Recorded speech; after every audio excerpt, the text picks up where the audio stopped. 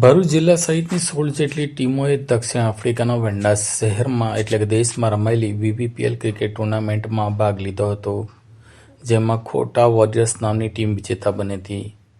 હાલ દેશભરમાં IPL cricket ટુર્નામેન્ટનું બૂંટ ધણી રહી છે, ત્યારે ભરૂચ જિલ્લામાં લગભગ 27 થી 28 જેટલા ક્રિકેટ મેદાન ઉપર વિવિધ ટીમો વચ્ચે ક્રિકેટ ટુર્નામેન્ટ રમાઈ રહી છે.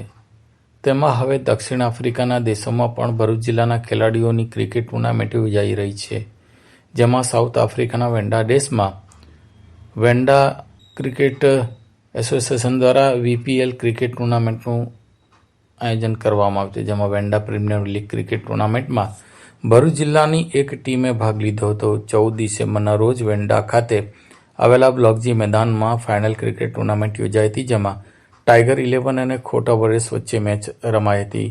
ભારે રસાકસી વચ્ચે ભરૂચના સ્થાનિક વેન્ડાના રહેવાસી અને ખોટા વોરિયર્સ ટીમે વિજેતા બની હતી. મૂળ ભરૂચના અને વેન્ડા ખાતે રહેતા સિરાજભાઈ ખોટાની ખોટા વોરિયર્સ ટીમ વિજેતા બનતા તેઓને સન્માનિત કરવામાં આવ્યા હતા.